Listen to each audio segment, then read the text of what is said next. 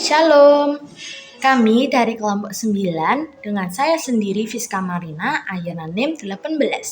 Saya Mia Yunisvali Suprapto dengan akhiran NIM 23. Perkenalkan, nama saya Frans Sambriadi Agia Leona Pangaribuan dengan akhiran NIM 02. Perkenalkan, nama saya Nevia Selin Budiman dengan akhiran NIM 1014. Perkenalkan, nama saya Vincent Yuswara Nika Kristanto dengan NIM akhiran 1128. Pada kesempatan kali ini, video ini bertema proyek sosial di tengah lingkungan masyarakat, yang dimana kelompok 9 sendiri mengunjungi seorang lansia yang sudah berumur 90 tahun dengan nama Oma Darsono.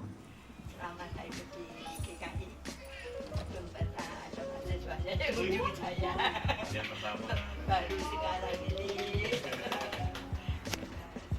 Tahun dan Oma baru ulang tahun hari Minggu.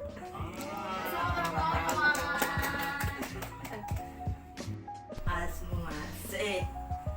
Terus nama dari suami Darsono. Ini Oma di sini. Ya, mana saya kampung Dana ini. Ya Oma. Buat Oma kan sekalian hadiah ulang tahun. Selamat ulang tahun juga Oma. Saya tanda juga. Kenangan ya Oma dari kita. Oh iya. Terima kasih Tuhan Yesus memberkati. Makasih ya Oma. Semoga ini menjadi peringatan bagi Oma. Kau akan memberikan kasih kepada Oma. Dan Engkau juga telah mengirim anak-anakmu, banyak sekali anak-anakmu untuk menghampiri Oma. Dan biar Engkau juga pakai Oma, baik melalui perkataannya, baik melalui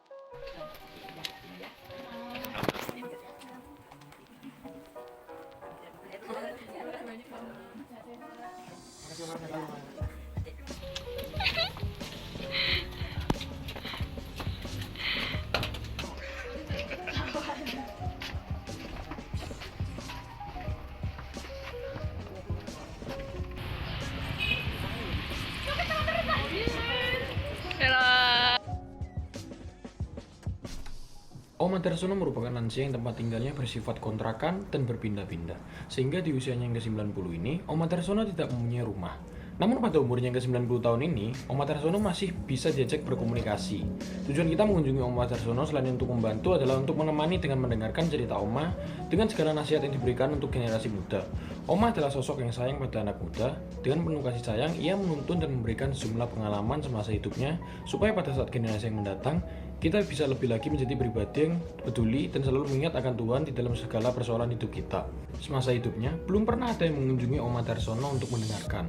Melalui pengunjungan ini, kami juga melakukan atas dasar tuntutan rohani.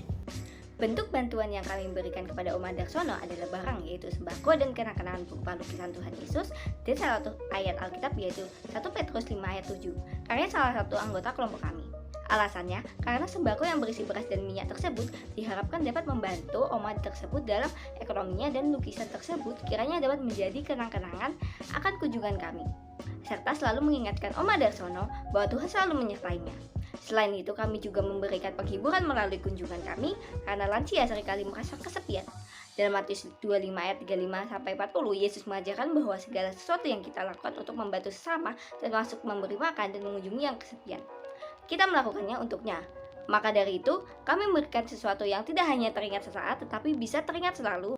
Saat ini, izinkan saya untuk menjabarkan dana yang kami butuhkan dalam pelaksanaan bantuan kasih dan sumbernya.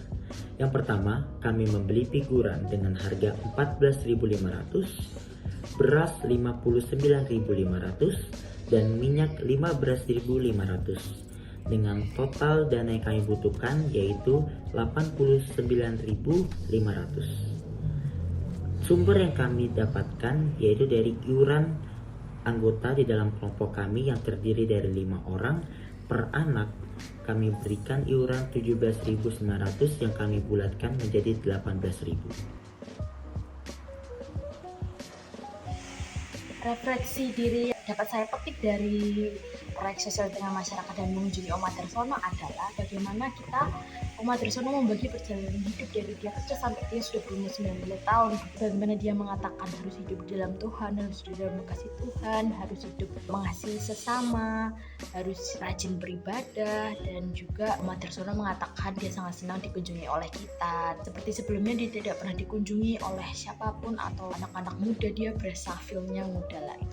Dan terima kasih buat Oma Darsono atas keberbagian ceritanya, sangat menyentuh dan bermanfaat. Terima kasih Oma. Dapat saya ambil dalam kegiatan ini yaitu menyadarkan saya bahwa pemberian tidak hanya melalui jasmani saja, tetapi bentuk kehadiran kita mengunjungi Oma Darsono dan bertukar cerita itu sudah bagian dari pemberian.